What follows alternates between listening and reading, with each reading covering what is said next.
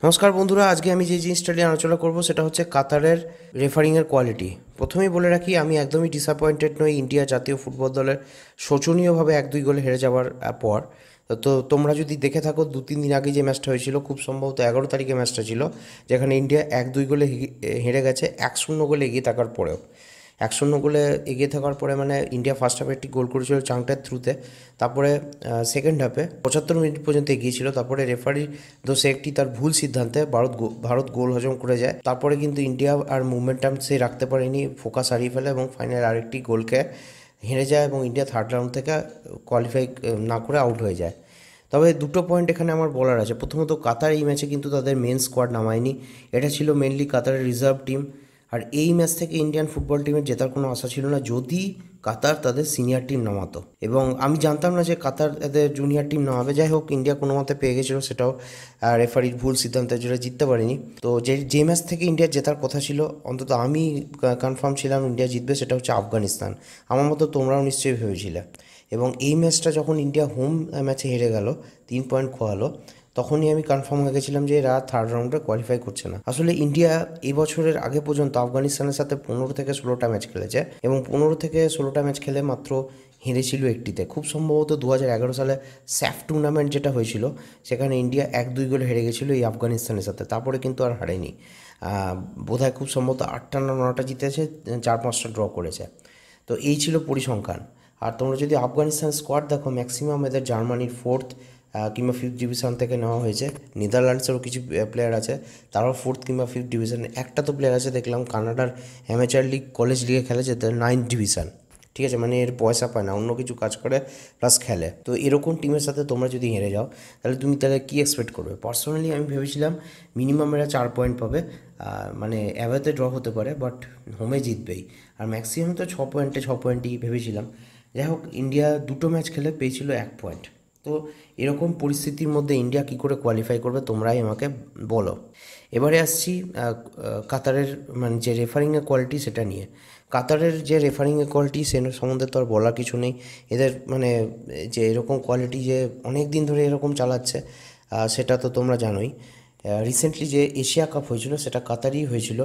ফাইনালে আমরা কি দেখলাম, যেটা জর্ডানের সাথে, জর্ডান যে টিম কিনা সাউথ কোরিয়ার মতো টিমকে হারিয়ে কোয়ালিফাই করেছিল এফসি এশিয়া কাপের ফাইনালে, জেতার খুব একটা সম্ভাবনা ছিল। অন্তত তারা ফার্স্ট হাফে নিজেদের ক্ষমতাতে 1-0 গোলে এগিয়ে থাকার পরে পরপর তিনটে পেনাল্টি অ্যাওয়ার্ড করা হয় কাতারকে, এবং কাতার তিনটেই কনভার্ট করে এশিয়া কাপ জিতে যায়, ম্যাচটা জেতে এবং এশিয়া কাপ জিতে যায়, এফসি এশিয়া কাপ জিতে যায়।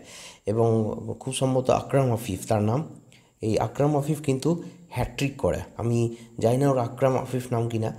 তো একজন এদের প্লেয়ার হ্যাট্রিক করে এবং টুর্নামেন্টের খুব সম্ভবত, আমি যদি ভুল না বলি, 5টা গোল পেনাল্টি থেকে করেছে। ঠিক আছে, টোটাল বোধহয় 8টা গোল করেছে, 7 কিংবা 8 সোনার বুটও পেয়ে যায়, গোল্ডেন বুটও পেয়ে যায়। তো এই ছিল হচ্ছে কোয়ালিটি।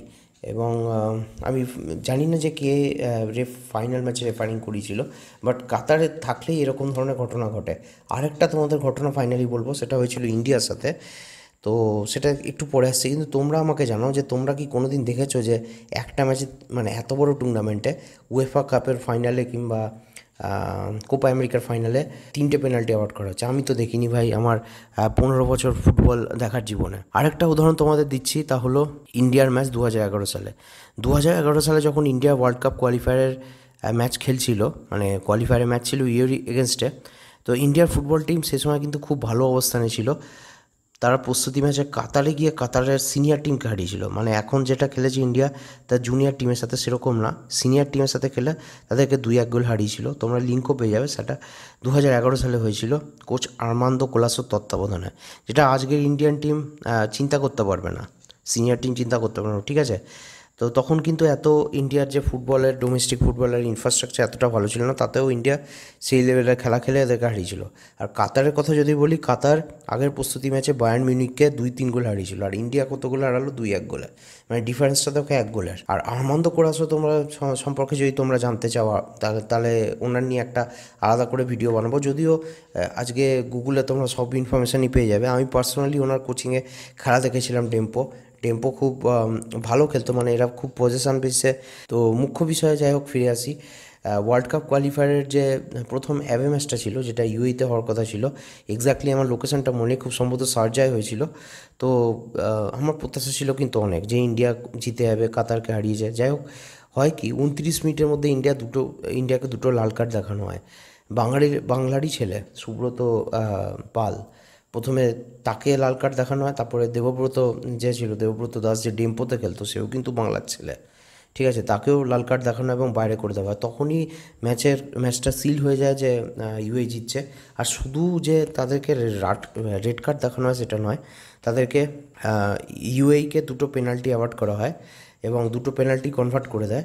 তো বাকি যে 71 মিনিট ছিল, 9 জনে খেলেও কিন্তু ভারত হার মানেনি, একটা করে মাত্র হজম করেছিল, সেটা খুব সম্ভবত 80 কিংবা 82 মিনিটে। মানে ইউএই ছিল 11 জন, ইন্ডিয়া ছিল 9 জন, 71 মিনিট, সেখানে একটা গোল মাত্র হজম করেছিল। তো এইভাবে ইন্ডিয়াকে কিন্তু 2011 সাল থেকে বার করে দেওয়ার পিছনে একজন কাতারি যে রেফারি ছিলেন, তিনি বেশ ভালো একটা গুরুত্বপূর্ণ ভূমিকা পালন করেছিলেন। তো এই ছিল হচ্ছে তোমাদের, হ্যাঁ, মানে আজকে তোমাদের সাথে কিছু ইনফরমেশান শেয়ার করার বিষয়, যে কাতারের রেফারিং কোয়ালিটি কীরকম হয়। তবে এর মানে এই নয় যে আমি বলছি যে ইন্ডিয়া কি ভালো করেছে, এই কাতারের জন্য হেরেছে। ভাই, ইন্ডিয়ার পারফরমেন্স খুবই বাজে ছিল থ্রু আউট দ্য টুর্নামেন্ট, এবং it was the Kuwait who deserve to qualify in world cup qualifier, ঠিক আছে। তো এই ইনফরমেশান তোমাদের দেওয়া ছিল। কেমন ভিডিওটা লাগলো অবশ্যই কমেন্ট সেকশনে কমেন্ট করে জানিও। শুভরাত্রির হোক, এবং পারলে আমার চ্যানেলটা আমি রিকোয়েস্ট করছি যে তোমরা সাবস্ক্রাইব করো। Thanks for listening.